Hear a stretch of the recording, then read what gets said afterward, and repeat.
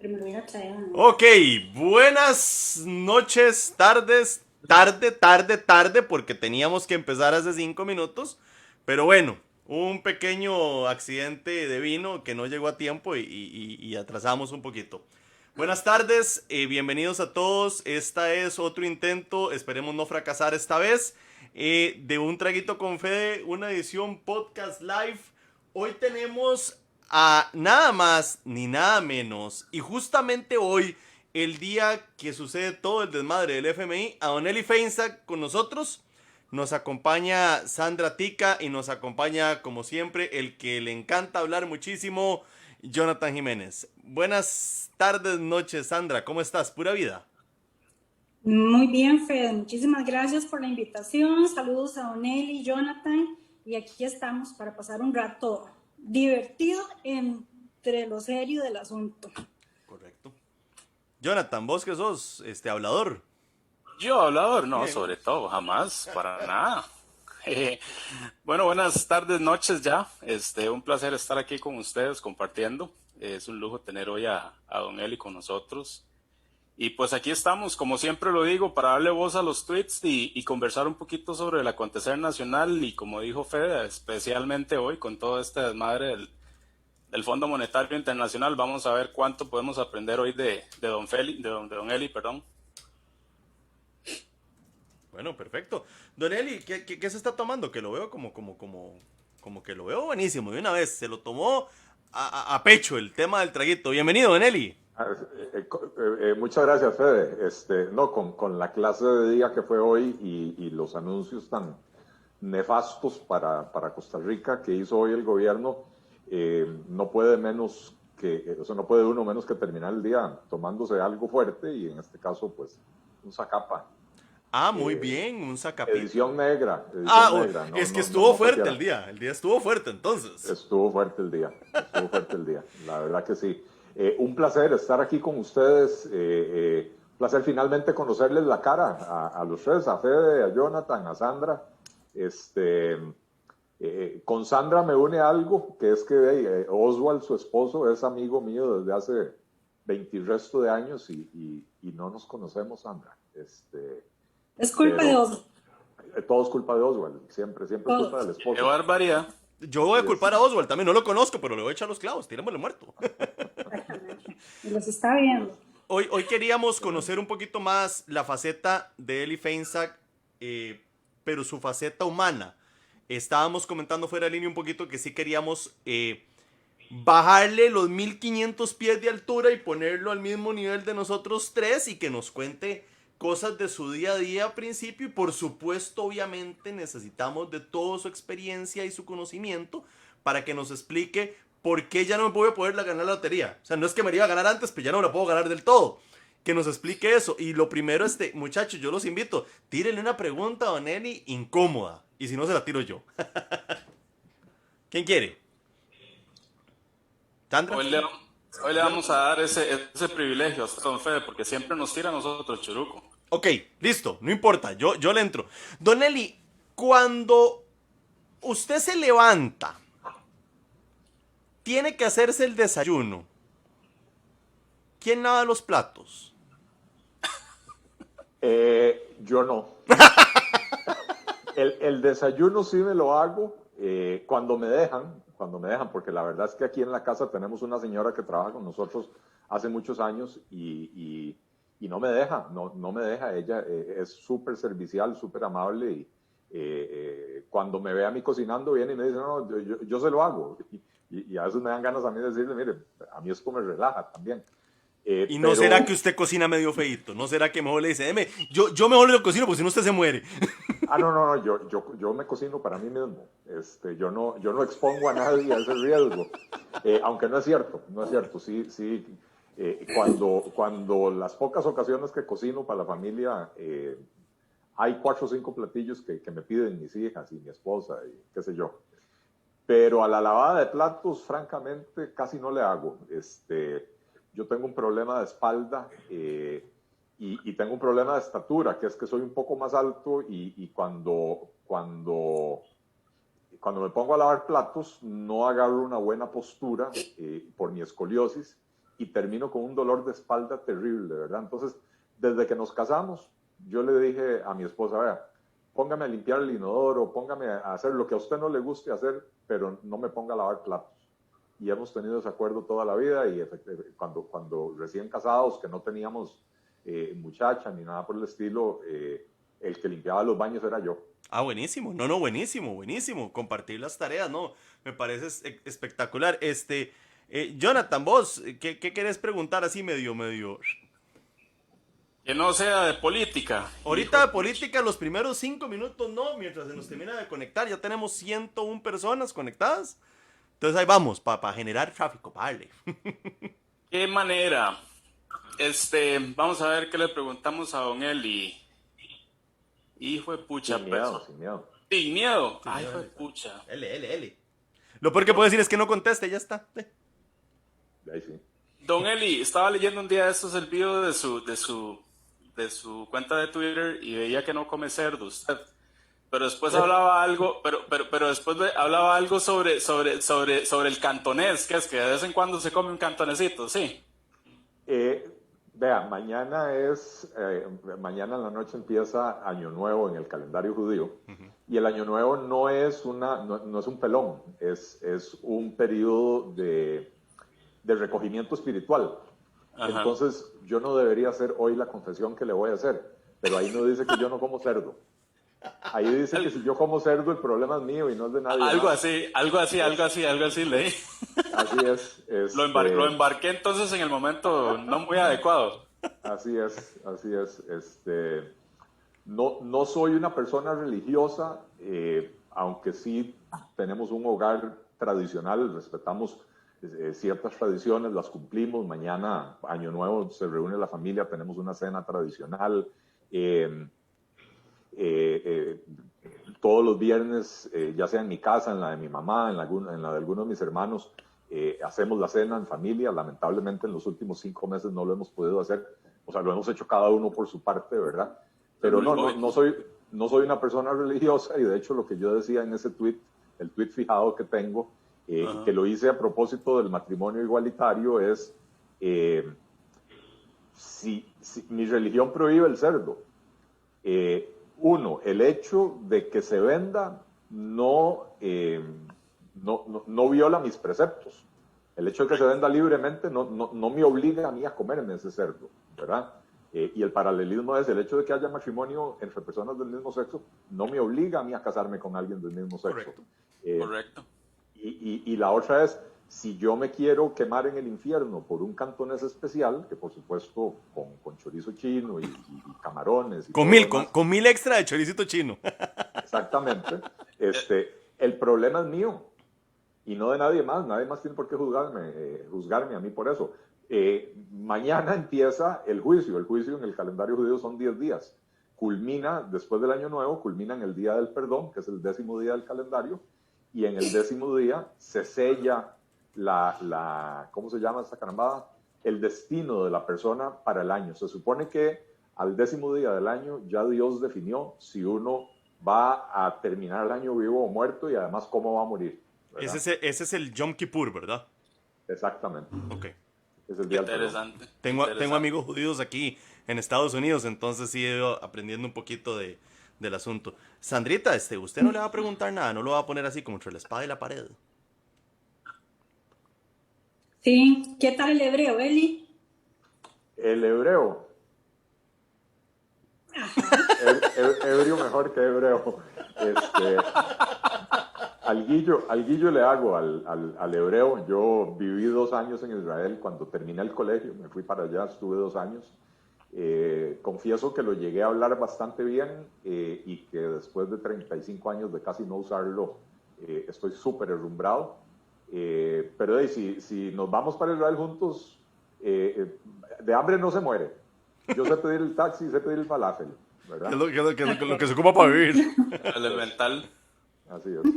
Don Eli, entrando un poquito en materia, tal vez para la gente que nos está viendo en este momento y los que van a escuchar este podcast, hoy mismo va a salir este podcast. Yo me comprometí hoy a editarlo porque el tema es muy importante. Hoy, ¿quién mejor que Eli Feinstein para explicarnos todo el desmadre del FMI. Y tal vez, don Eli, explíquenoslo con ábacos y con un rotofolio para personas, llamémoslo así, de a pie, que no tenemos mucho conocimiento. Digamos, dice que la reducción de la deuda política va a pasar del punto 19 al punto 10, o sea, punto 09. ¿Qué carajo significa eso para nosotros? ¿En qué nos va a afectar? Cuéntenos, don Eli, usted que es la mente maestra en esto. Ok. Tengo que decir que esta propuesta que presentó el gobierno hoy es el ajuste más brutal que haya visto yo en mi vida en este país. Están hablando ellos de un ajuste equivalente a 6 puntos porcentuales del PIB, de los cuales más de 5 son impuestos, ¿verdad? El tema del gasto es un saludo a la bandera. No hay recorte del gasto real. Usemos de ejemplo, Fede, eso que me preguntas de la deuda política. Dicen que van a reducir la deuda política a la mitad. I've got news for you. Ya tenemos 4 o 5 periodos electorales en que la deuda política se ha llevado a un poquito más de la mitad. La constitución política dice que la deuda política es el 0,19% del PIB del año anterior o tras anterior a las elecciones. O sea, como digamos ahora que este año 2020, del PIB de este año correspondería el 0,19% para las elecciones del 2022 y 2024 en conjunto, ¿verdad? Pero entonces ya llevamos 4 o 5 periodos electorales en que la Asamblea Legislativa se ha puesto de acuerdo para reducirlo al 0,11. Ahora ellos dicen que lo van a reducir al 0,10. O sea, la reducción es del 0,01. Pero no es algo nuevo. No es algo que nos vamos a ahorrar. Es algo que ya se ha venido ahorrando los últimos 20 años en el país. Entonces, esto es meter en la bolsa, tratar de llenar la bolsa con cuantas cosas se encontraron. Entonces, están tratando de obtener crédito ante la opinión pública costarricense por un montón de cosas que dicen que van a hacer que en realidad ya se estaban haciendo, ¿verdad? La ley de empleo público, ¿cuántas veces no ha prometido este gobierno la ley de empleo público? La ley de empleo público no recorta el gasto, en el mejor de los casos contiene el crecimiento del gasto, ¿verdad? Entonces realmente en el área de los gastos es prácticamente nada nuevo, muy poquito nuevo, y en el área de los impuestos es un batacazo que va a terminar de hundir a este país a una velocidad impresionante. Don Eli, eso en palabras castellanos, y después le voy a pasar la palabra a don Jonathan o doña Sandra, en palabras de buen tico, ¿qué tanto nos están cogiendo? Hasta adentro. Ok, listo. Y sin vaselina. O sea, es que yo lo dije en un tweet hace un ratito, o sea, a mí por lo menos yo pregunté que nos van a dar un beso, ¿no? Porque cuando uno se lo coge le cuadra que le den un beso. Es que siento que ni así. O sea, que nos dieron durísimo. No, esto es sin amor. Esto es totalmente profesional el asunto. Algo Jonathan. sin precedentes. Así es. Jonathan, vos tenés preguntas. Increíble. Sí. Tengo una pregunta. Don Eli, escuchaba al presidente de la República, don Carlos Alvarado, hoy decir que esto era necesario para poder heredarle a la próxima administración una economía fuerte y nuevos empleos. ¿Qué tan cierto es esto, don Eli? Porque el empleo antes de empezar la pandemia ya era preocupante. Con la pandemia es muchísimo peor. Y viendo que quieren aumentar el impuesto a las empresas, esto más bien ahuyenta la inversión privada. Entonces, ¿cómo podemos entender que el gobierno de la República salga a decirle al pueblo que esto es bueno para poder heredar una mejor economía y más empleo? La pandemia ya era preocupante. Jonathan, hay gente y viendo y ustedes que quieren están muy aumentar activos en Twitter, los tres, ustedes saben, el hay gente que vive en el país de Alicia, esto más el bien país de las maravillas, ¿verdad? La inversión privada. Y ven cosas que no existen en la realidad. Y cómo es que nos dicen gachos a los que no vemos las cosas como ellos, ¿verdad? Twitter gacho. Twitter gacho, ¿verdad? y ¿cómo se llama? Y bueno, de ahí, el presidente de la República se fue a vivir con Alicia también, al País de las Maravillas. Los números son muy claros y no me dejan mentir. La economía costarricense, antes de la crisis anterior, la crisis del 2008, la economía costarricense tenía 3 décadas, dos décadas y media, creciendo a un ritmo del 5 y pico, casi 6% anual. No, perdón, 4 y pico, casi 5% anual. A partir de la crisis anterior, que se dispara el gasto público que era más o menos 15% del PIB en el 2007-2008, pasa a ser casi 22% el año pasado, y ese crecimiento del gasto público provoca un efecto estrujamiento. ¿Qué quiere decir eso? Que dejó sin espacio al sector privado.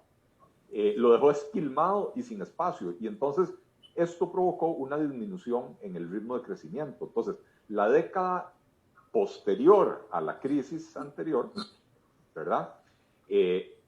Ya la economía costarricense, en vez de crecer a un 5%, creció a un 3,5%.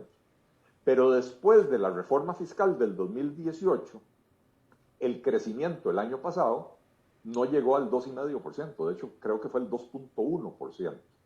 Y por eso es que vemos cómo se disparó el desempleo en los últimos 6 trimestres antes de la pandemia.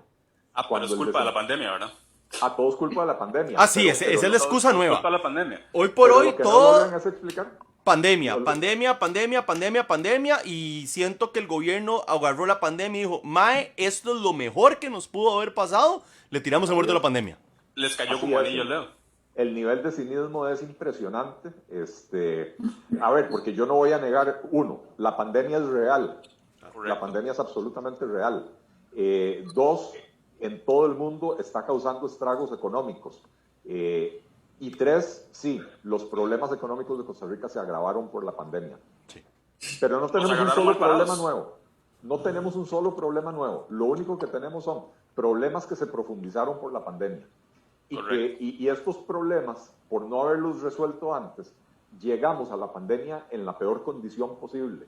Y entonces ahora no estamos, el gobierno no tiene lo que se llama espacio fiscal. ¿Qué quiere decir espacio fiscal? No tiene las reservas para poder agarrar y decir, ok, vamos a crear un programa de ayudas, vamos a rebajar los impuestos para que se reactive la economía y mientras tanto podemos tolerar un déficit un poquito mayor. No, Costa Rica ya no puede tolerar un déficit un poquito mayor, ¿verdad? Como el caso de Alemania. Como el caso de Alemania, como el caso de Perú, que lamentablemente el manejo de la pandemia ha sido fatal, pero en la parte de la economía, como llevaban casi una década manejando bastante razonablemente sus finanzas públicas, cuando se desató la pandemia, el gobierno peruano anunció un paquete de medidas equivalentes, si mal no recuerdo ahora, al 12% del PIB. Costa Rica, las ayudas que ha dado, básicamente los bonos proteger, no llegan al 2% del PIB. Sí, es una...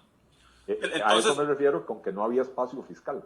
Entonces lo que el presidente nos tiró hoy fue un cuentazo y es preocupante porque hay muchísima gente que todavía le cree a él.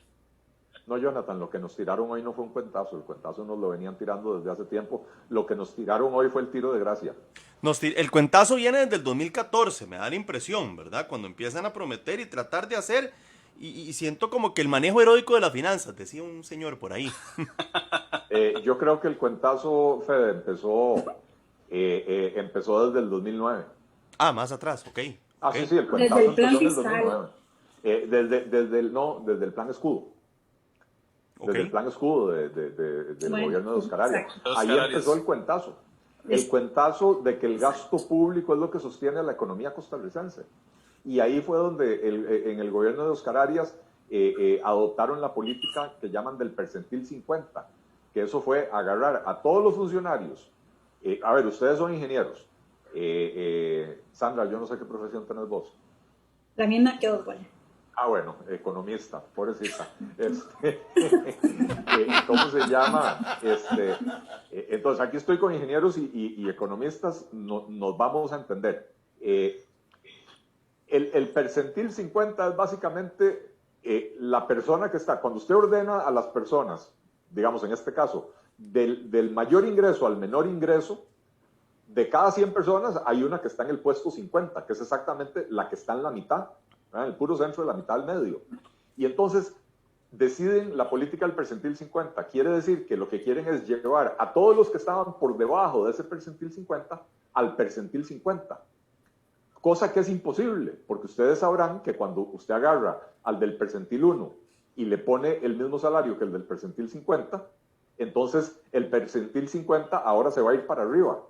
Y entonces cuando usted tiene una política de llevar a la gente que está por debajo del percentil 50 al percentil 50, se convierte en una política de crecimiento sin freno de los salarios. Y eso fue el plan escudo de Oscar Arias y de su gobierno. El cuentazo empezó ahí y después llegó el PAC, que yo no sé de dónde han sacado tanta genialidad para vender cuentos de hadas y hacernos creer a la sociedad costarricense. Pero esa respuesta yo se la tengo.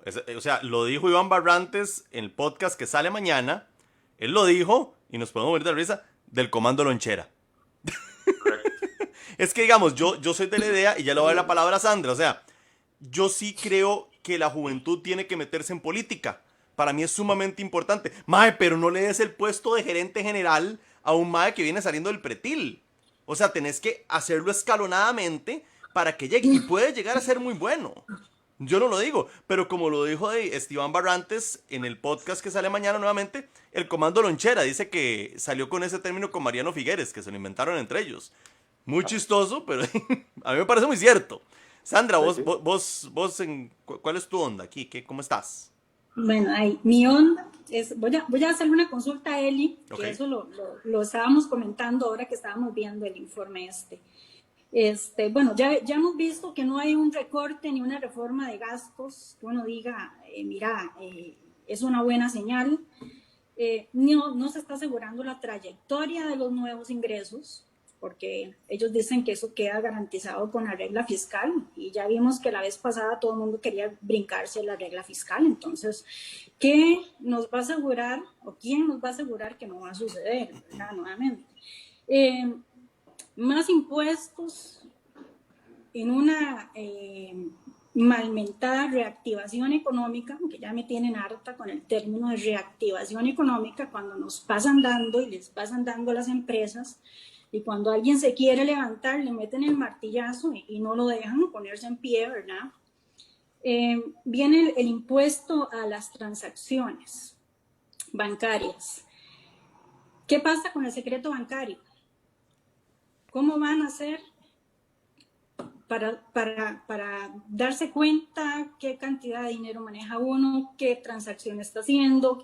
O sea, se tiene que levantar el secreto bancario, tiene que pasar algo con el secreto bancario. El secreto bancario ya no existe en Costa Rica, eso es un mito. Desde hace mucho tiempo. ¿Perdón? Se fue con UPAR. No, se había ido desde antes. Desde hace mucho tiempo. Ese secreto bancario es un mito. Sobre todo para este tipo de cosas, ¿verdad? Para clavarnos impuestos y costos transaccionales, y eso ya no existe, ¿verdad? Y en parte porque el avance tecnológico implica que nosotros cada día voluntariamente ponemos en manos de quién sabe quién, algún servidor en alguna parte que después no sabemos quién accesa esos servidores, estamos poniendo toda nuestra información. Cada vez que uno se compra pide cualquier cosa por Uber Eats, ya saben cuáles son sus gustos alimenticios.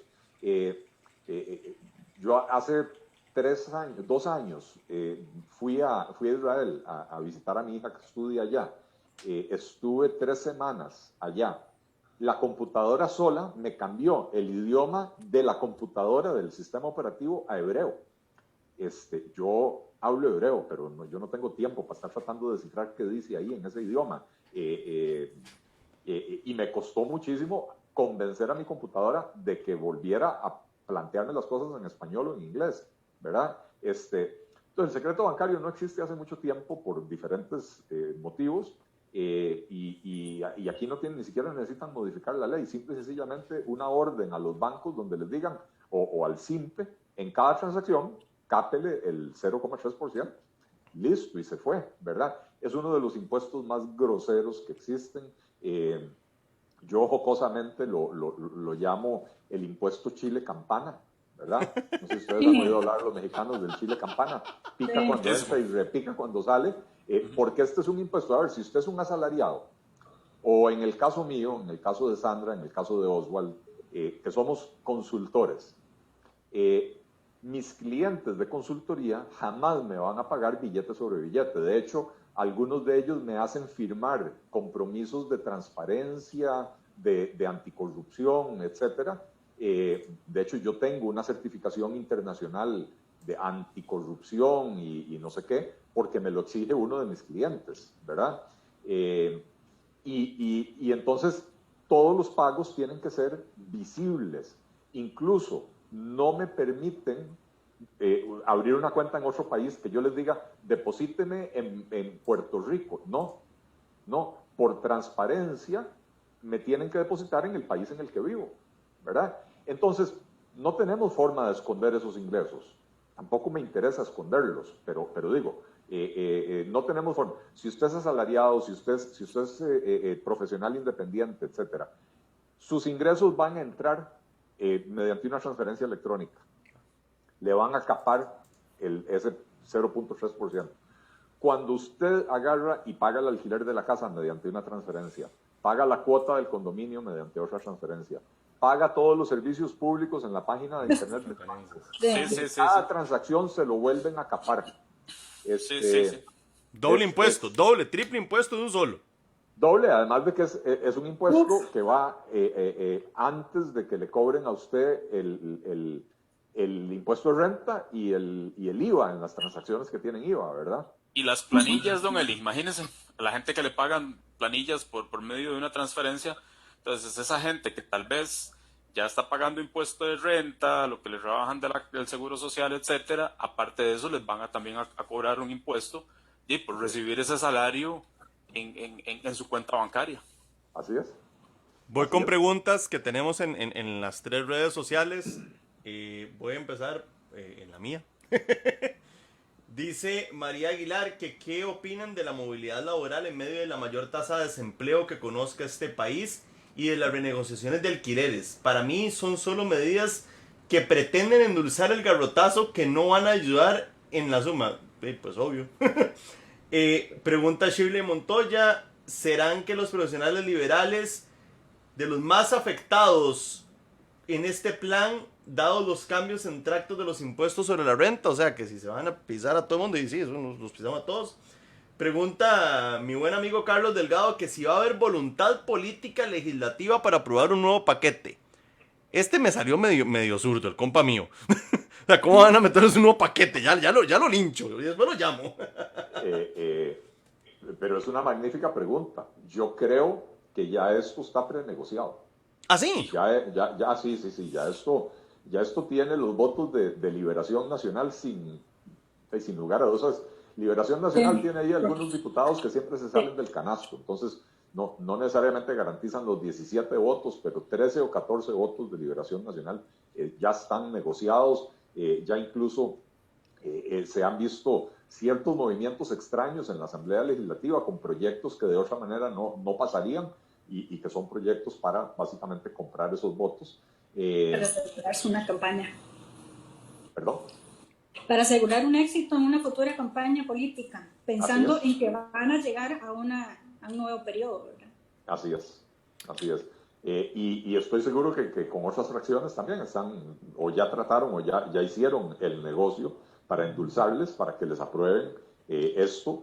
Ojo, lo que hizo el gobierno de esperarse a hoy para hacer el anuncio, cuando se supone que de hoy en noche empiezan las conversaciones con el Fondo Monetario Internacional, es la señal más clara de que al gobierno no le interesa someter esta propuesta al análisis del público y a una potencial mejora producto de recomendaciones del público.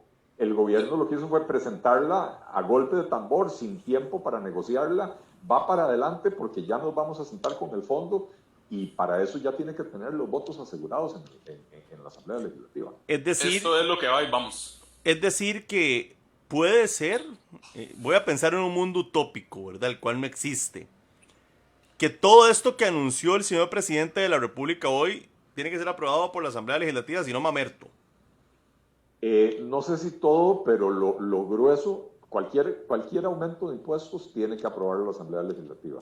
Nosotros La ley de- comentábamos, perdón que lo interrumpa, comentábamos en otros días, en otro podcast, que es sumamente interesante como usted ve los diputados, no todos, pero gran cantidad que en redes sociales, no vamos a permitir impuestos, vamos por el pueblo, pero al día siguiente están votando a favor. Es puro pose. Pura pose. No, y se paran a la hora de votar y dicen voy a justificar mi voto y se echan un discurso en contra de los impuestos y al puro final, en los últimos 15 segundos de la intervención de 5 minutos, dicen, pero estamos al borde del precipicio y lo patriótico es aprobar esto, aunque no es lo ideal. Sí, que fue lo que pasó con el combo fiscal. Eso fue Exactamente. lo que pasó con el plan fiscal en el 2018 y estoy seguro que esa va a ser a partir de ahora la estrategia de comunicación del gobierno, es vender el fin del mundo. Estamos a un día del fin del mundo, estamos, ahí ya están. La vez pasada, ¿se acuerdan? Que decían que el lobo ya llegó. Esta vez no es el lobo. Esta vez nos van a decir que ya están los jinetes del apocalipsis ahí a la vuelta de la esquina, que están tomando un traguito en el bar en Tibás, pero ahorita entran al centro Chepe. Esta Ya empezó campaña la de campaña miedo, de miedo. ¿han visto Ya eso? empezó. ¿Han visto? Es una campaña de miedo constante. Sí. Siento Así que, es. y yo no recuerdo, tal vez, o sea, no tengo la suficiente edad para recordar si antes pasaba esto, pero es una campaña de miedo constante. Mae, nos vamos a joder, nos vamos a joder, nos vamos a joder. Hay que hacer esto ya, ya, ya, ya. Ah, no, de huevón. Entonces, siempre estamos en modo de emergencia. Siempre estamos en modo de emergencia. Bueno, la verdad es que estamos en modo de emergencia por la absoluta irresponsabilidad con la que hemos manejado las finanzas públicas en los últimos 11 o 12 años. Entonces, claro, estamos en capilla ardiente permanentemente, ¿verdad? Pero esta no es la forma de resolverlo. Es que, a ver, analicemos fríamente. Hoy presentaron, yo confieso que me dormí, veo que Sandra también, por lo que dijo antes de entrar, ¿verdad? Yo me dormí escuchando esa carambada. Una retajila de supuestas reformas, de lo cual el 80% son carambadas que ya están, ya existen o ya los han propuesto 27 veces también, ¿verdad? Pero ¿qué es lo grueso aquí? Lo grueso es el impuesto a las transacciones financieras, que eso representa la mitad de todo el paquete que están metiendo, 3% del PIB. Es un golpe durísimo. Durísimo. Las sobretasas a los impuestos de renta corporativa personal. Eso La está mortal. La sobretasa al impuesto al salario.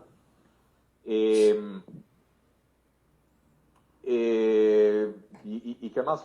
Creo que me está faltando algún... No, es que algún ahí fue impuesto. donde se durmió. Entonces, me parece que me está faltando algún impuesto más, ¿verdad? El de la lotería, tal vez. Sí, lo de la lotería... Es como No, un escopetazo al aire. no sé cuánto se va a traducir eso, pero ciertamente los hogares de ancianos y los El del orfanatos. FODESAF. La reducción del 5% del FODESAF, ojo, que es una cosa que normalmente uno aplaudiría, ¿verdad? Están rebajando las cargas sociales, pero lo hacen en este momento y no pueden desfinanciar a FODESAF, porque no van a dejar a la gente que se quedó ahora sin trabajo y sin comida y sin nada, no los van a dejar en la calle. Entonces, lo tiene que asumir ahora el Estado. Entonces se abre el boquete fiscal, lo cual obliga a subir más los impuestos. Entonces, no es regalado, no nos están regalando esa disminución del 5% de FODESAF. Por eso, otras personas hemos venido proponiendo no lo de FODESAF, hemos venido proponiendo quitar de las cargas sociales otro montón de cosas que no tienen nada que ver con la seguridad social. Para empezar, el paseo millonario que nos hace el Banco Popular, eso es una estafa a mano armada. Y sin embargo, se acaba de discutir en la Asamblea Legislativa, se iba a eliminar el paseo millonario y finalmente los diputados se apendejaron y decidieron, no, vamos a dejarlo, pero nada más vamos a obligar al Banco Popular a pagar una tasa de interés más alta. Cuéntenos, explíquenos qué es el paseo millonario. Bueno, el paseo millonario le llamo yo, los diputados le llaman el paseo, nada más. Yo no sé si ustedes se acuerdan de los paseos millonarios. Sí, claro, claro. Cuando dizque lo secuestraban a uno, lo montaban en un carro y se iban a hacer un paseo por todos los cajeros automáticos hasta que vaciaban las cuentas de uno. Claro. Bueno, A vaciar todo. Claro. sí, resulta que dentro de las cargas sociales se paga creo que es del salario del trabajador un 0,25% y del aporte patronal un 1%, o al revés, no me acuerdo ahora, pero en total es un 1,25%, y esa plata se le entrega al Banco Popular a cuenta de nada, a cuenta de absolutamente nada. Se le entrega al Banco Popular, el Banco Popular jinetea esa plata durante 2 años, le estaba pagando, y después de los 2 años le entrega la plata al fondo de pensiones que uno escogió, de pensiones complementarias. Pero en esos 2 años pagaba un interés como del 2%, mientras que los fondos de pensiones complementarias en promedio tienen un rendimiento del 8%. Entonces básicamente le estaban robando a uno la plata durante esos 2 años. ¿Y a dónde va uno a que le den el beso por esa acogida? No. Nuevamente, eso es profesional. Eso es sin vaselina y sin beso. No. Entonces, dentro del conjunto de propuestas que presentó el gobierno, hay 2 o 3 que son rescatables, pero como propuesta en lo global, En términos es generales. una propuesta nefasta, es una propuesta que le va a pegar, insisto, el tiro de gracia a una economía costarricense que ya venía haciendo trencito, ¿verdad? Ya venía, veníamos creciendo menos de un 2,5% antes de la pandemia. Ahora este año la economía probablemente se va a encoger en el orden del 7%, más o menos. Eso si no nos decretan otro cierre, otro confinamiento. Y ojo, a cómo va la cuestión del manejo de la pandemia, a mí no me sorprendería que en octubre, noviembre nos manden para la casa otras 3 semanas, ¿verdad? Lo cual le pegaría otro golpazo a la economía. Entonces, esta subidota de impuestos, que representa prácticamente 5 puntos del PIB, es el tiro de gracia para la economía. Entonces, ya llevamos como media hora en esta pregunta que hizo Jonathan. Jamás van a generar empleo. De aquí al 2022 no van a generar empleo, van a matar más empresas, van a empujar a más gente a la informalidad. Este impuesto a las transacciones financieras es un impuesto que lo que hace es expulsar a la gente del sistema bancario formal, o sea, desbancariza a la gente. Y además, si usted le suma a eso, el aumento de los impuestos a la renta y a los salarios y a todo lo demás, el incentivo para pasarse a la informalidad es enorme, es enorme. Entonces, ¿cómo se va a generar empleo en este país en estas condiciones? Sí, es un retroceso. Es un retroceso bastante serio. Sandra, iluminalos, llenanos a nosotros con tu sabiduría, con tu paz, y para ver si nos damos a querer nosotros un poquito, exactamente. Dígame. No, y seguile vos el hilo a Eli. Es que no has dicho nada.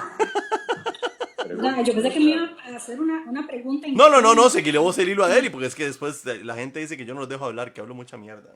No, mira, es que yo estaba viendo la presentación esa y estaba ahí.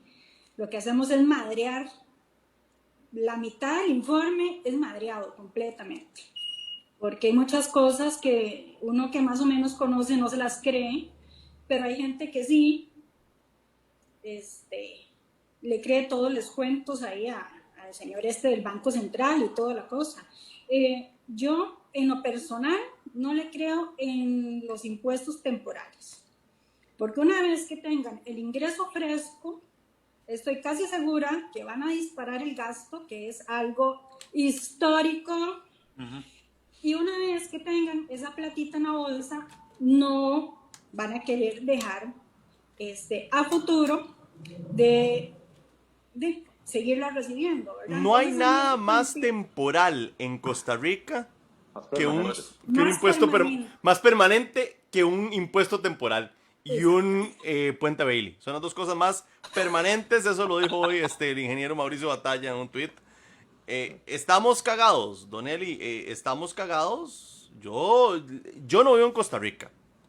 A mí, si usted me pregunta a mí, uno podría decir que te debería pelar, pero mi mamá y mi papá están en Costa Rica y me preocupa. O sea, la verdad es que, puta. si vos me preguntás que si estoy cagado, yo me fijo en la mantilla, a ver si me cuitea. No estamos cagados, Fede, se nos cagaron encima. Bueno, exactamente, se nos cagaron encima y qué terrible. Don Eli, hagamos otro set de preguntas, salgámonos un poquitico del despiche del FMI. ¿Qué va a hacer Eli? Ahí por ahí don Mario nos contó algo como un almuerzo, una vara rara que no vamos a, por respeto obviamente no vamos a contar, pero fue como un almuerzo muy bonito que tuvieron ustedes. Y yo en lo personal, yo estoy inscrito ahí en la Carajada de Los Ángeles, en la Embajada de Los Ángeles, en el consulado para poder votar. A mí me gustaría salir de esta vara. Yo siento que el PAC llegó a romper el bipartidismo, según ellos, pero, o sea, es como cuando usted llega a romper el bipartidismo, pero, o sea, como con un saco de mierda. Quedó peor la cosa. Yo sí necesito como esa vara, mae, como esa vara de decir, ok, necesito ver algo bueno. ¿Qué proponen?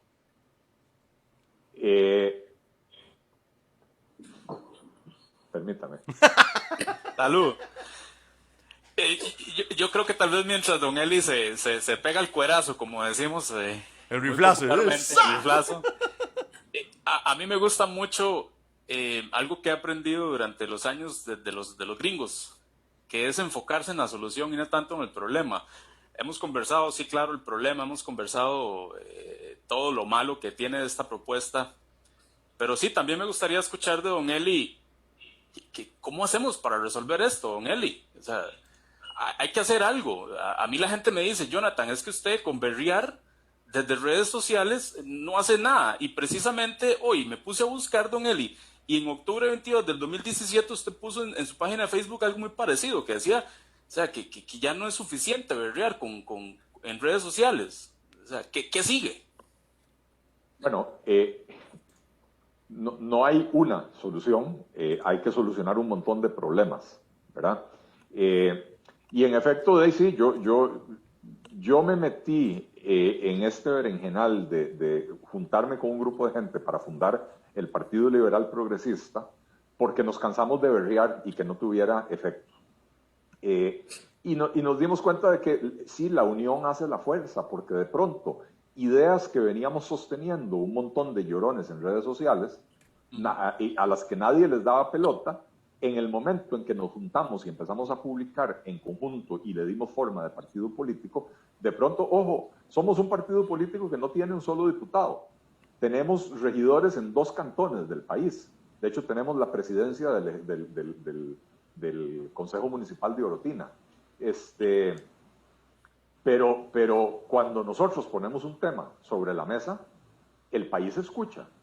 El tema de las pensiones, hace 2 años y medio, 3 años, yo lo puse sobre la palestra en un artículo en La Nación que se tituló La estafa de las pensiones, y yo sé que hay otra gente que había hablado de que las pensiones están organizadas como un esquema Ponzi, pero no se atrevían a hacerlo con la fortaleza y con la crudeza con la que yo lo hice. Y bueno, y de pronto, durante 6 meses, ese fue el debate. Hubo 6, 8 artículos en La Nación, entrevistas, programas, conversatorios, foros, debates sobre el tema, ¿verdad? Se puso el tema sobre la palestra. Un tuitero solo no lo logra, ¿verdad? Entonces, ese respaldo, por lo menos, aunque no tenemos representación política real, hemos logrado posicionar algunas ideas en el debate. Y hemos propuesto, usted puede buscar la reforma del día después, la titulé yo, la reforma fiscal que yo creo que hay que hacer en este país, que es una simplificación tributaria, eliminar 100 impuestos y eliminar exoneraciones. Ahí está, desde octubre del 2018, septiembre, octubre del 2018, ahí está publicada. Hoy tuve un debate con Rodrigo Cubero, el presidente del Banco Central, en el Congreso de la Cámara de Industrias de Costa Rica, y entonces yo le decía, mire, el problema es que lo que ha anunciado el gobierno es básicamente subir impuestos y no hacen ningún esfuerzo por el lado del gasto. Y él hablaba de recuperar la confianza, de la importancia de equilibrar las finanzas públicas para recuperar la confianza y que la economía pueda volver a crecer. Y yo digo, pero es que la evidencia empírica, y esto hay muchísima literatura escrita, la evidencia empírica es muy clara. No se trata de equilibrar las finanzas públicas, se trata de cómo hace usted eso.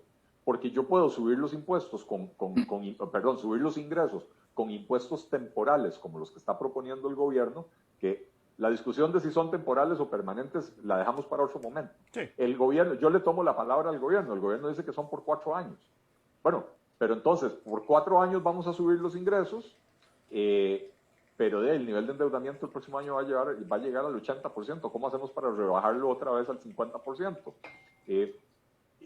El tema es, si usted pretende resolver un problema que es estructural con ingresos temporales que va a recibir por 4 años, no resuelve el problema de fondo. El problema de fondo es que usted tiene una trayectoria del gasto que hace así, va para arriba.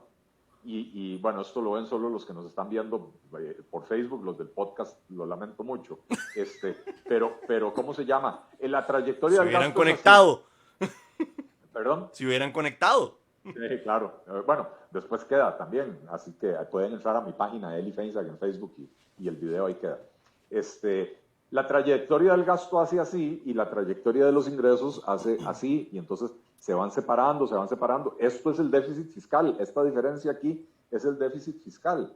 Y entonces usted aumenta los ingresos temporalmente, se acerca al gasto, pero dentro de 4 años los ingresos vuelven a ser así. Sí, nos vuelven a meter el mismo cuento. Y otra vez, y estamos en un loop, estamos ahí dando vuelta y vuelta y nos vuelven a meter el mismo cuento. Y entonces no resuelve nada. Y entonces, decía yo, la literatura demuestra, la literatura económica ha demostrado que las reformas, los ajustes fiscales que se basan un mínimo de 2/3 partes en el recorte del gasto, generan un crecimiento económico mayor en el mediano plazo.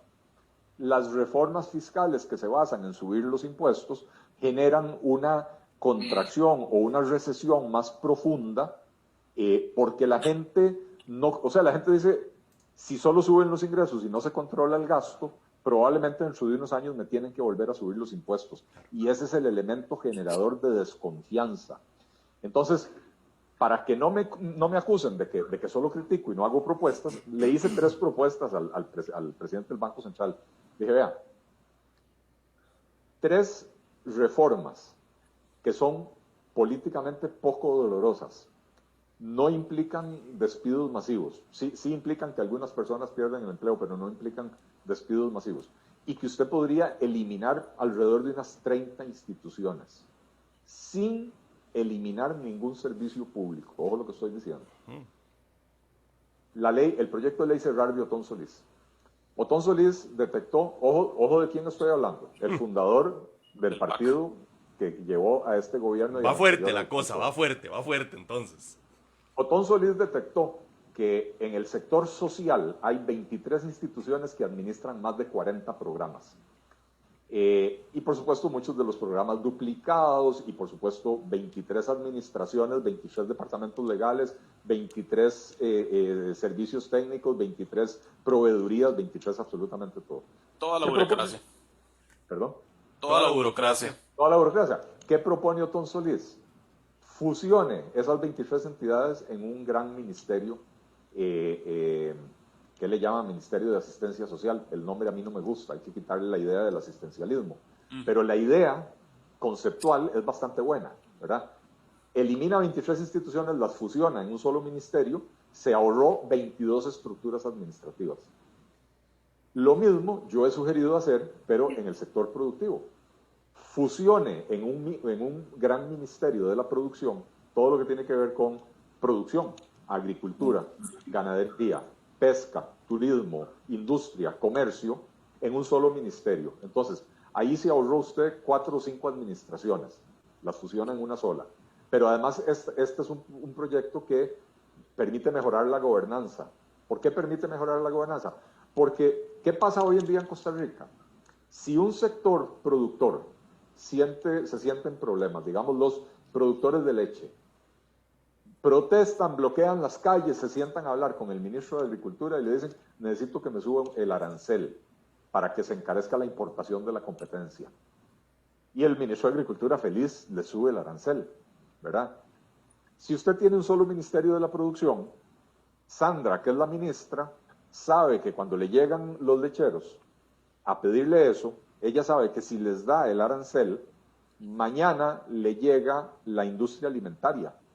Y le va a decir, mira, nosotros usamos leche en todos los procesos, Claro. en las galletas y en el helado y en todo, en el queso, en todo. Y entonces con ese arancel usted acaba de encarecer mi materia prima. Y por Entonces, ende el costo. si usted tiene claro, el costo de producción. Si usted tiene una sola ministra de la producción, esa ministra va a tener que sentarse a pensar en cómo hacer una política productiva para todo el sector productivo del país que sea coherente, internamente consistente, y no lo que tenemos hoy, que es un montón de políticas sectoriales que son incompatibles entre sí. Y una tercera, vean, yo no entiendo qué es esa vagancia que tenemos en este país de tener Ministerio de Hacienda, Ministerio de Planificación y Ministerio de Economía. No sean jetas. Cierto. Secretaría de Finanzas. Exactamente. Una sola Secretaría de Finanzas. Vean, el Ministerio de Hacienda lleva las cuentas nacionales y paga y cobra y prepara presupuestos. Es el departamento de contabilidad. Es el Departamento de Contabilidad y de Cobranza. ¿verdad? Correcto. El Ministerio de Planificación, ¿qué hace? Estudios económicos. Y esos estudios dicen que hay que reajustar a ciertos sectores, que hay que fusionar entidades, esto y lo otro, pero eso nunca le llegó a Hacienda, y a la hora de formular el presupuesto no se toma en cuenta esos criterios en el Ministerio de Hacienda.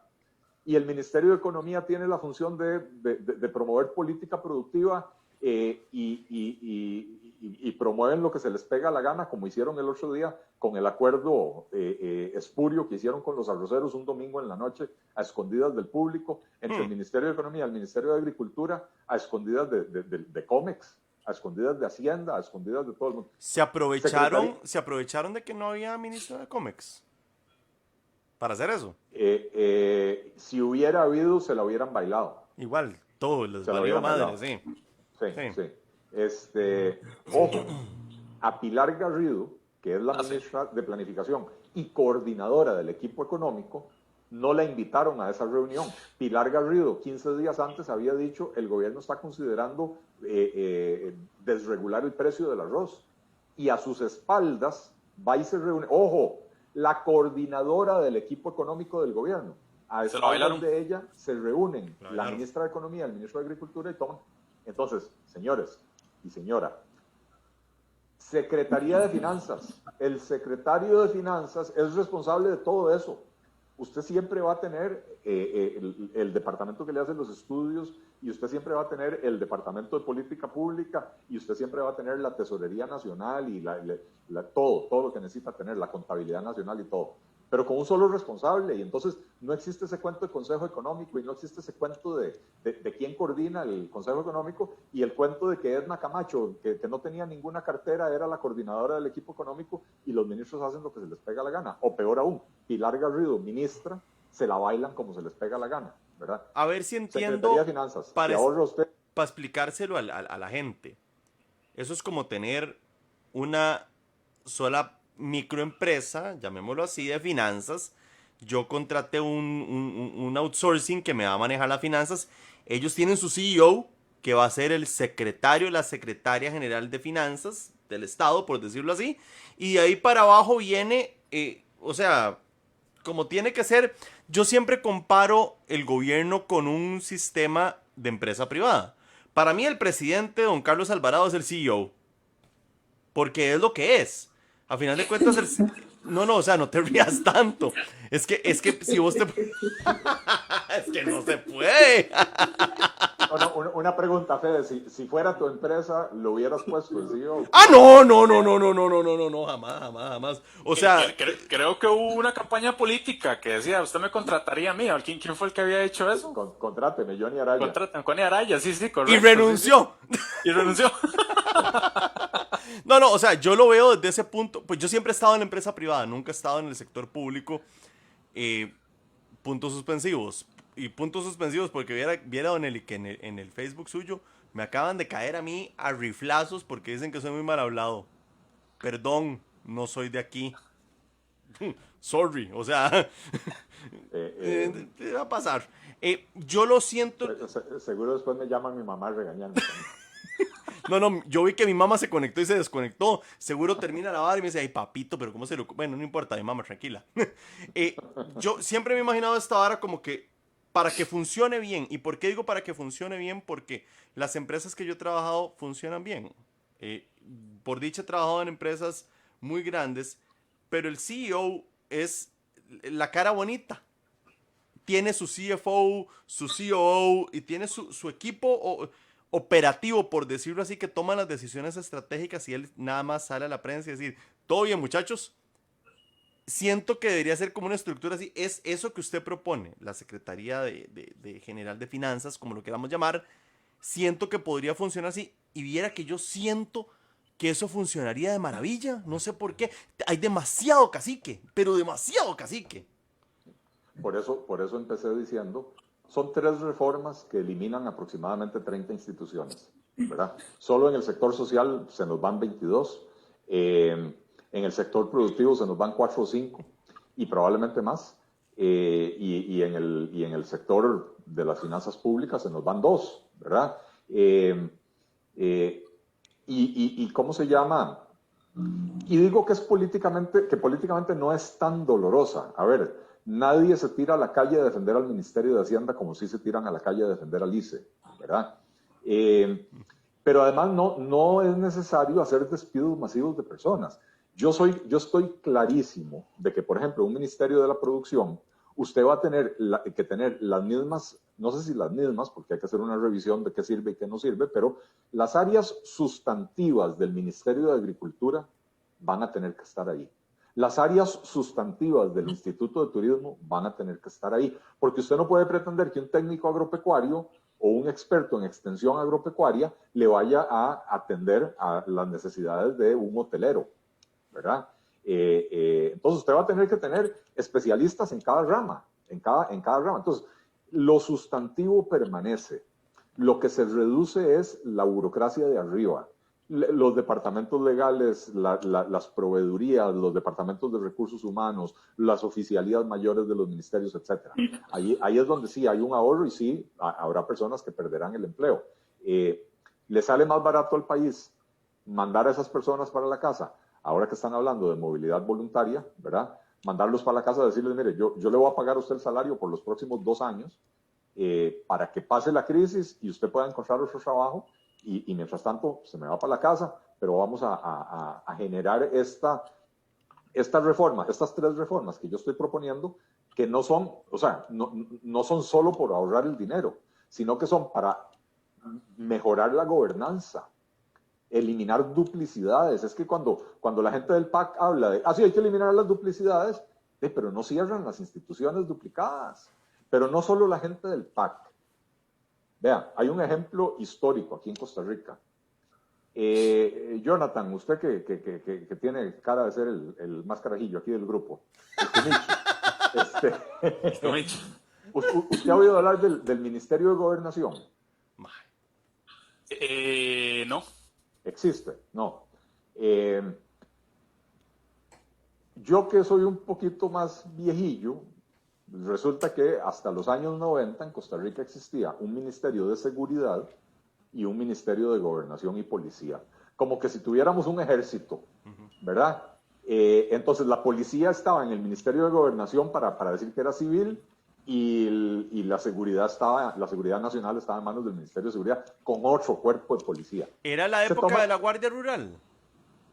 No, eso es todavía antes. Okay. La Guardia Rural es cuando yo era carajillo. Okay. Y que había Guardia Rural y Guardia Civil y sí. No sé qué. Sí, cuando yo era carajillo, o sea, carajillo me refiero 6, 8, 10 años, me acuerdo de los guardias rurales. No, estoy hablando de los años 90, por ahí, ¿verdad?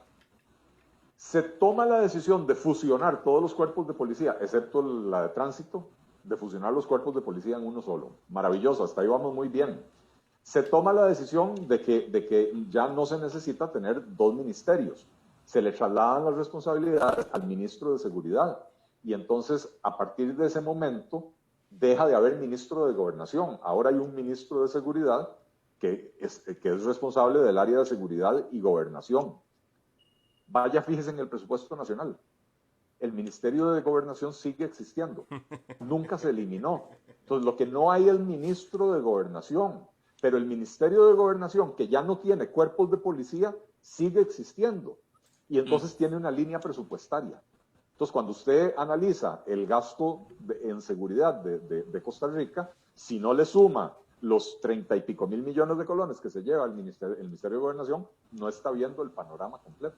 Yo esto no lo sabía hasta hace como 3 o 4 semanas que me senté a conversar con un muchacho que ha hecho estos estudios y me lo decía. Y dice, no le puedo creer. Si desde que Luis Fishman fue ministro de Seguridad en el gobierno de Calderón, más o menos desde ahí fue que se empezó a eliminar el supuesto Ministerio de Gobernación. Ahí está todavía. Todavía existe el Ministerio de Gobernación con asignación presupuestaria propia. ¿Y qué pasa con esa plata? Nos traen vacilados entonces. Ay, ¿qué pasa con esa plata? La burocracia sigue existiendo.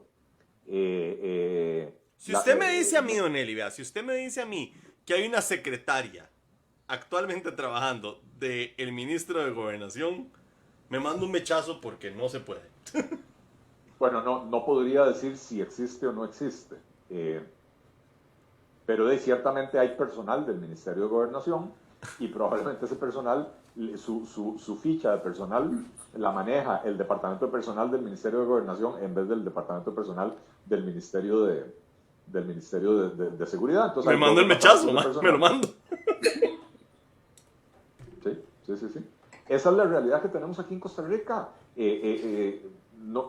O sea, nos enamoramos con la existencia de instituciones y de programas y de departamentos y de ministerios, y cuando nos damos cuenta que no sirven para nada, no nos atrevemos a cerrarlos, los dejamos ahí vegetando.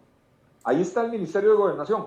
¿Cuándo lo cerrarán? El día que se muera el último funcionario. O sea, el día que el último funcionario llegue a los 104 años de edad, ¿verdad? Y ojalá sea alguien de Nicoya, de la zona azul, ¿verdad? Y cuando se muera, se cerrará ese ministerio, y mientras tanto ahí sigue existiendo. Don Eli, a mí me gustaría involucrar un poquito más a Sandra, porque yo la veo tan calladita, que no dice nada, no se mete. Es que ustedes son mis maestros. Oiga. Yo soy como una esponja. Sandra, no se haga, usted es mi maestra de Twitter, usted fue la que me enseñó a usar Twitter. Entonces mira vos.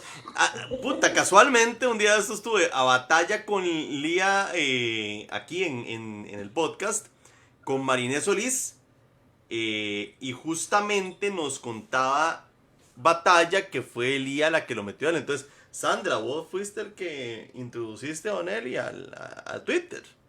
Yo me metí solito, pero estaba pegando contra todas las paredes y Sandra me agarró y primero me vaciló todito, me metió en el Twitter asilo, ¿verdad? Y me empezó a cochear y me dijo, mire, no haga tales cosas y haga tales otras, y me enseñó etiqueta de Twitter y toda la carambada. Sí, porque eso es como una etiqueta. Sandra, vos... Dígame. Bueno, voy a pasar un tema muy rápido porque se nos está acabando el tiempo. A nosotros no, Don Eli puede seguir hablando todo lo que quiera porque, puta, qué conversación más enriquecedora hemos tenido. Dije puta, perdona a los seguidores si no les gusta, y pues qué pena. A todos nos han atacado la famosa batalla de troles, que llamamos, que tiene alguna entidad, un troll center que nos atacan. Sandra, ¿te han atacado últimamente a vos? Sí, claro. ¿Cuál fue tu último ataque? Hace como 15 a 22 días. Me empiezan a seguir cuentas. Esas cuentas venían de Cuba, ¿verdad? Y empiezan a darle fab a tweets de hace 2, 3 años. Y en un día llegué a contar 40 cuentas de estas raras, todas desde Cuba. Y como a los 4 días ya estaba con alerta de suspensión de la cuenta. Ok. Don Eli, a usted me imagino que le dan, pero que da un gusto, ¿ah? ¿Cuál fue de los ataques de los que usted ha recibido el que usted diga, puta madre, se pasaron, ¿en serio? Nada, todo nos vale madre. No les voy a dar el gusto de mencionarlos. Hay unas cuentas ahí que se dedican a hacer ataques muy rastreros. Uh-huh. Y con referencias antisemitas. Uh-huh. Con incluso gente que se burla de mi salud, porque yo tuve un cáncer hace 3 años. Qué cerdos más hijo de puta, man. Pero los ignoro, no les doy pelota. El día de ayer, a Jonathan, los que no lo conocen, Jonathan es el que maneja Soy Costarricense, por eso tiene ese logo bonito atrás. Le atacaron la cuenta y ahorita Jonathan está sin cuenta, estamos tratando de recuperarla. Puta, yo siento que la democracia tiene que ser, te puedo decir, puedes aceptar y tenemos que tener eso. Yo siento, y una vez más a nivel personal, que no voy a decir nombres porque mis abogados me llamaron la atención y me dijeron, mira, te van a querellar, huevón, te van a querellar. Que hay un grupo por allá, por allá por San José, ¿verdad? Por las paradas de buses de San Pedro, que contrata ciertos grupos para escarbarle literalmente mierda a uno y exponerlo. Lo cual nos baja el nivel de la conversación. Don Eli Feinsack ha tenido una conversación con nosotros que para mí, hasta el día de hoy de este proyecto personal que se llama Un Traguito con Fede, que he contado con la colaboración de Mauricio Batalla, de Paula Solís, de ahora de Sandra que está con nosotros, de Jonathan que se está metiendo, y toda la gente que nos ha estado ayudando. Esto es un chingue, empezó como un chingue, pero se está convirtiendo en algo que es la voz que queríamos dar.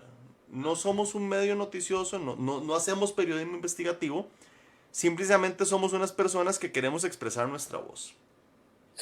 Jonathan, empezamos con tu cierre para dejar al final a Don Eli que nos haga un maravilloso cierre de todo lo que nos va a pasar y todo lo que nos va a suceder. A ver cómo nos va. Jonathan, contanos. Gracias, Fede. Básicamente será una continuidad de lo que usted viene, porque sí, nos atacaron ayer, momento suspendida. Y quisiera cerrar yo solicitándole a todas las personas que escuchan este podcast, porque estoy seguro que nos escuchan los que no nos quieren mucho, para pedirles que no hagan esto. Callar las voces, eso es un tema que está en otros países, lamentablemente. Uno no quisiera que esté en países como Venezuela, como Cuba, como Nicaragua. Que no lleguemos a ese punto. Podríamos estar en desacuerdo en ciertas cosas, y lo perdimos. Sí. Sí, él está en desacuerdo. Sandra, vos, mientras Jonathan va solucionando su problema de conexión, siempre. Ma, ustedes, si ustedes escuchan los podcasts, ma, Jonathan siempre me le falla la conexión. Viera cómo nos cuesta. Debe tener a la Upada ahí con su cuenta intervenida y apenas dice algo feo. Bueno, don Eli, antes de que Sandra hable, eso es posible, eso estará pasando. No, a ver. Ya se fue con el secreto bancario, no se van a ir. Espero que no. A ver, yo tengo que decir que a mí nunca me ha pasado, ¿verdad? Sí, me atacan, sí, me sacan estupideces y basura, pero es algo que uno sabía cuando se metió en política, ¿verdad? Una de las cosas que uno tiene que analizar cuando se mete en política es, aquí lo van a atacar gratuitamente por cualquier motivo, ¿verdad? Y uno tiene que aprender a que ciertas cosas le resbalen, ¿verdad? Hay críticas que claro que me importan, algunas me molestan, otras más bien me alegran porque hay críticas que le permiten a uno mejorar, ¿verdad? Pero lo que es el ataque rastrero, sin motivo, francamente algo que me resbale, ¿verdad? Yo no creo que le estén cortando la señal de internet a uno, a mí nunca me ha sucedido. Cuando tengo problemas de internet, porque ya sea en el podcast o antes o después los he tenido, ¿verdad? Entonces creo que no hemos llegado a ese nivel. Pero sí, creo también que hay gente escarbando basura, escarbando información, y además, peor que eso, lo que hay es gente especialista en convertir cualquier cosa en una narrativa que lo haga ver mal a uno, ¿verdad? Entonces, aunque no haya nada malo, yo he sido empresario durante los últimos 20 años y por supuesto he tenido disputas comerciales, demandas no he sido demandado, pero sí he sido denunciado, digamos, porque un cliente que no quedó satisfecho con el producto y qué sé yo. Y todo eso está en internet, usted se lo puede encontrar, ¿verdad? Entonces, usted perfectamente puede agarrar y decir, carajo, tuvo un juicio porque no sé qué, porque Sí. se le despintó la cocina de la casa a la persona. Pero algo que evidencie un chorizo, un proceder incorrecto de mi parte o algo, no lo van a encontrar. Pero sí tienen especialistas en tergiversar las cosas para hacerlo aparecer como algo peor de lo que es. Regresó Jonathan. Jonathan, mae, ¿cómo hacemos? ¿Qué? ¿Te buscamos un patrocinio para internet o qué? ¿Cómo hacemos, mae? Que estamos pero fatal. Estábamos con tu cierre, seguíamos con el de Sandra, cierro yo y termina Donelli. Contanos otra vez, Jonathan, y No, volvamos. básicamente era continuando con su idea. Bueno, ya comentó usted de que sí, nos atacaron, nos suspendieron la cuenta, estamos tratando de ver cómo la buscamos, pero más que todo es un llamado porque decía de que vemos como en otros países buscan cómo silenciar las voces, sucede en países como Venezuela, Cuba, Nicaragua, y no debemos llegar a eso en Costa Rica. Puede que yo no esté 100% de acuerdo con otras personas, es normal, vivimos en democracia, es muy difícil que siempre vayamos a estar 100% de acuerdo, pero sí es peligroso buscar silenciar voces. Desafortunadamente vemos cómo para nadie es un secreto que hay políticos detrás buscando cómo silenciar voces y no quisiéramos llegar a eso, y yo quisiera despedirme con esto agradeciendo una vez más por la oportunidad y espero que haya podido agregar un poquito a esta conversación. Sandrita, vos, que has sido la más silenciosa de todo esto, nada más te pido por favor que el resto de la semana no me tires que no te dejé hablar. Tengo experiencia en eso. Eso pasa cuando se está iniciando un programa y se quiere quemar fiebre y todas esas cosas. Yo entiendo. Ay, qué cansado. Yo lo comprendo. Ya lo basurearon, ¿vio? De una vez. No, mira. Ya desarmé la piscina, para que no digan nada. Ya la piscina está desarmada, ya no tiene arrugas y no se estalló. Seguí. Yo no sé, yo no vi nada. La próxima, esa piscina, yo no sé qué pasó. No, ya para terminar y agradecer la invitación, Fede. Tenemos, las redes sociales son herramientas súper útiles. O sea, si vos ves, hemos torcido muchos brazos gracias a la gente que se manifiesta en redes sociales. Se puede interactuar con políticos y sí es posible tener un debate de altura en redes sociales. Sí se puede. O sea, hay gente que sí, se pueden intercambiar ideas, hay una retroalimentación. Ojalá que todos saquemos provecho de eso, ¿verdad? En vez de estar buscando cómo eliminamos o anulamos una cuenta, los ataques personales. Yo soy muy recelosa de lo que es redes sociales. Inclusive, no sé, tengo como cierto clasificado qué enseño, qué no enseño y hasta dónde muestro de mi vida personal, profesional, etc. Creo que sí hay que tener mucho cuidado con eso, pero es posible, existen los debates de altura y ojalá que para las próximas campañas y todo podamos sacarle provecho a las ideas, a la diferencia de criterios y todo con respeto, ¿verdad? Y nada, muchísimas gracias, me quedé sin vinito. Bueno, estamos en alerta naranja, tengo que pedirlo express, entonces. Salud, Sandrita. Don Eli, yo recuerdo, Domingo Argüello no es que es íntimo mío, pero hemos hecho una amistad muy agradable con Domingo Argüello. Usted estuvo Y cuando usted estuvo, pues como que evadimos un poquito el tema de la presidencia, usted dijo que tal vez tiene que consultarlo con su esposa y el tema de aquí a allá. Después nos cayó a nosotros en este programa, Don Mario. Y Don Mario, para mí Don Mario usted lo agarró y lo tiró al agua. Don Eli, si quiere contesta, si no quiere no contesta. ¿Hay intenciones por parte de Eli Feinsack de poder hacer un cambio en el 2022? Todavía no estamos seguros, estamos formando algo, todavía no tenemos información, no podemos compartirla. Cuéntenos, Don Eli, para cerrar. Aprovechando estos últimos comentarios que estaban haciendo ustedes acerca del nivel del debate en las redes sociales. Cualquier cosa que yo diga va a ser utilizada en mi contra, pero no me importa. Uno, no estoy lanzando mi candidatura. Dos, sí me interesa aspirar, ¿verdad? Para todo hay un momento. Este no es el momento de ponerme a lanzar la candidatura, pero ya lo he dicho abiertamente, me interesa aspirar a la presidencia de la República. Tres, estoy convencido de que la oposición fraccionada no va a lograr nada. Y entonces yo soy un convencido de la necesidad de hacer una coalición.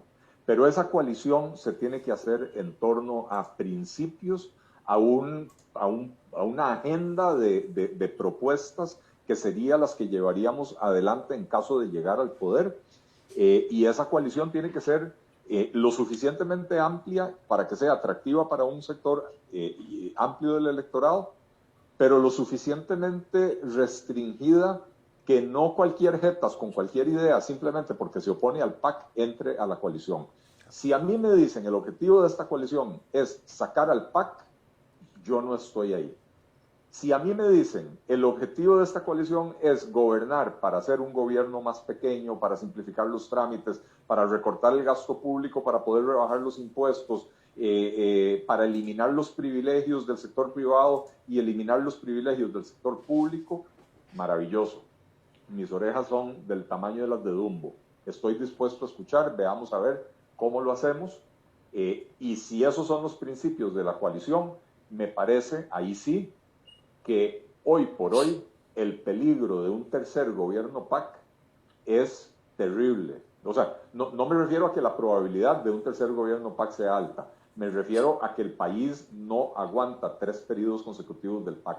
Y entonces sí, ojalá logremos hacer una coalición amplia para poder sacar al PAC, pero si el objetivo es únicamente sacar al PAC, no cuenten conmigo.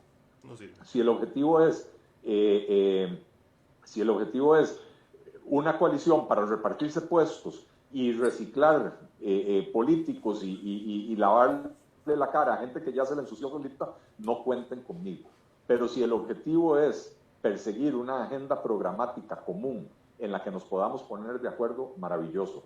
Con Mario Redondo, en efecto, como él lo dijo, hemos tenido conversaciones, no solo una, no solo ese almuerzo tuvimos, hemos tenido varias conversaciones. Me parece que Mario es de lo mejor que hay en el escenario político costarricense, y para mí sería un honor hacer una coalición con él, pero necesitamos que esa coalición sea más amplia también. Y el problema que tenemos es que el resto de la oposición democrática, excluyendo a Liberación Nacional, porque a Liberación no le interesa ninguna coalición, Liberación es lo mismo de siempre y ellos creen que van a ganar en el 2022, el resto de la coalición democrática realmente está muy fraccionada, pero fraccionada en el sentido de, si yo le digo a usted, Fede, Jonathan, Sandra, ¿con quién me siento a hablar en el PUSC? ¿Con Pedro Muñoz? Pedro Muñoz. ¿Usted sabe cuánto maneja Pedro Muñoz de ese partido? No tengo idea. Porque si usted me dijera que Pedro Muñoz es la persona que mueve al partido en una dirección o la otra, maravilloso. Ah, sí, no, él no. Bueno, ese es el... No, yo en el PUSC tengo amigos, yo fui parte de un gobierno del PUSC, y conozco a mucha gente, conozco a Mario Redondo desde aquellas épocas también, ¿verdad? Mario también estuvo en el PUSC, fue diputado, y tengo muchos amigos, y yo converso con varios de ellos, incluso hay 3 o 4 diputados con los que converso regularmente del PUSC, hay gente del comité ejecutivo con la que converso, hay gente del grupo Reflexión, que es un grupo de personas digamos que están por encima del bien y del mal en el PUSC y que se dedican a reflexionar sobre el futuro del partido. Yo tengo un diálogo muy franco con la mayoría de ellos, pero no hay un partido, lo que hay son como 7, 8 partidos, ¿verdad? Entonces, ojalá logremos encontrar el terreno común para que todas estas facciones del PUSC decidan en conjunto, porque lo tienen que decidir en conjunto, entrar en una coalición, pero en una coalición donde, ojo lo que voy a decir y cuidado con lo que voy a decir, entramos en igualdad de condiciones, lo cual no quiere decir que entramos para repartirnos los puestos en partes iguales. Hay partidos más grandes y hay partidos más pequeños, ¿verdad? Pero cuando digo entramos en igualdad de condiciones es que no me vengan a decir, como ya me dijeron a mí algunas personas del PUSC, la gran coalición se llama Partido de Unidad Social Cristiana. Todo el centro derecha del país debería de reunirse bajo la gran carpa de la Unidad Social Cristiana y apoyar al candidato que elija la Unidad Social Cristiana. Eso no es una coalición, eso es una claudicación. Correcto, ¿verdad? correcto. Entonces, soy un fiel creyente de la necesidad de la coalición, y si ir a una coalición implica sacrificar o posponer mis aspiraciones personales, cuenten con eso, porque yo me metí a esto no por satisfacción personal, yo me metí a esto porque siento que estamos perdiendo al país. Yo vivo eternamente agradecido con un país que recibió a mis abuelos en plena, bueno, poquito antes de la Segunda Guerra Mundial. Venían ellos perseguidos simplemente por ser quienes eran y por creer en lo que creían, sin haber cometido ningún crimen ni ningún delito, y este país los acogió y nos permitió a la familia desarrollarnos aquí, crecer, y a mí el país me ha dado unas oportunidades que hoy, lamentablemente, puedo decir que el 75% de la población no está teniendo. Y entonces, si me metí en la política es para recuperar eso de la Costa Rica de antaño, pero para llevar a Costa Rica hacia el futuro. No me metí por las aspiraciones personales. Don Eli, creo que todos estamos muy agradecidos con su participación el día de hoy. Siempre cerramos como con un chistorrín, pues no esta batalla, pero le toca a Jonathan. Digamos que usted va en una avioneta. Hay 2 paracaídas. Usted tiene 1. Hay 2 personas y usted tiene que escoger a quién se lo doy.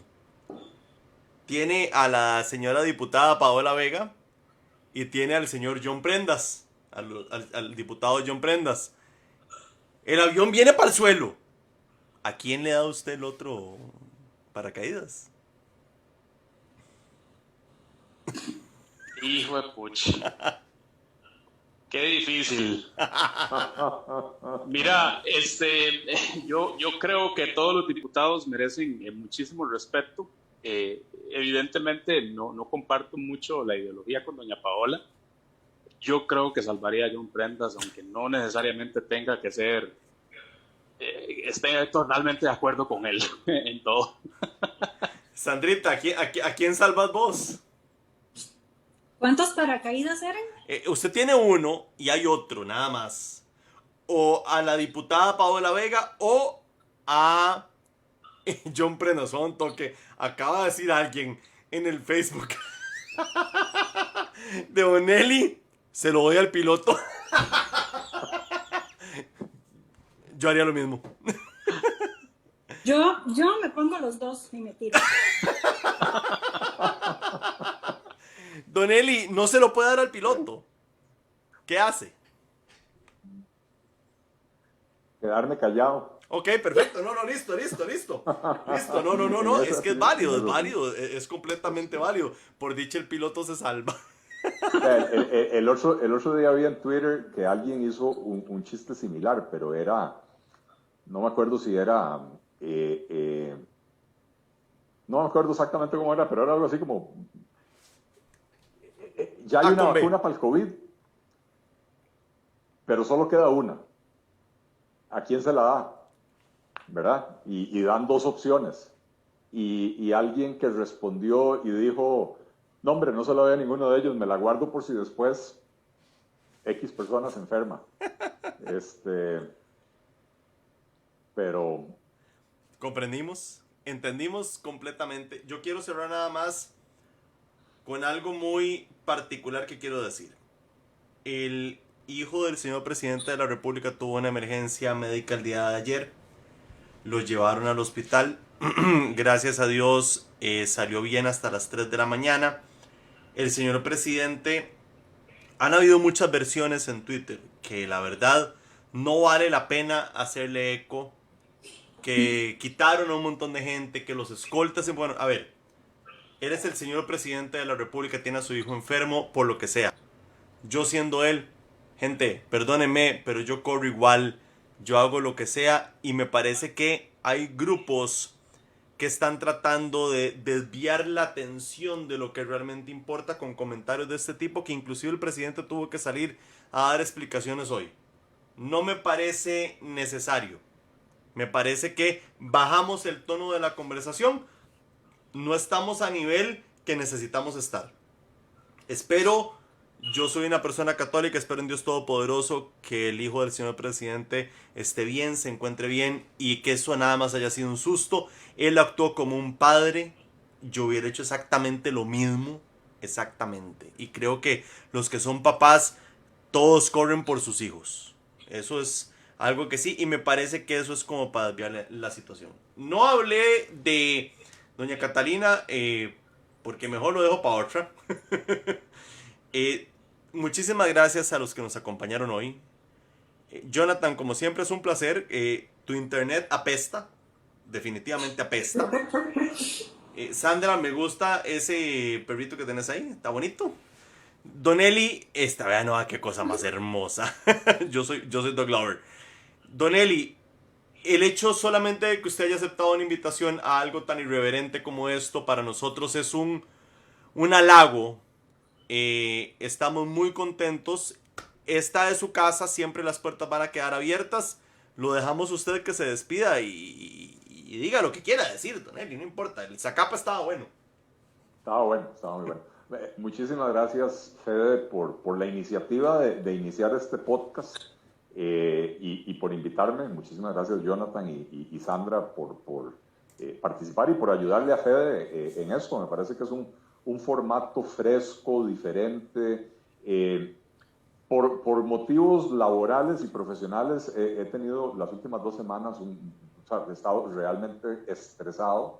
Y hoy, bueno, desde ayer en la noche, al conocer las pretensiones del gobierno, la verdad que el nivel de estrés es terrible. Y me he relajado bastante, la pasé súper bien, pero tocamos temas muy profundos, ¿verdad? Y temas muy importantes. Así que los felicito por la iniciativa y ojalá que sigan adelante y que esto crezca. Les cuento, yo que participo en decenas de programas de radio y qué sé yo, no son muchos los programas de radio que por Facebook Live llegan a tener 190, 200 personas conectadas a la vez. Así que esto es un éxito. Sí. Y por supuesto, igual que en la radio el fuerte no es el Facebook, es la gente que lo está oyendo verdaderamente por la radio.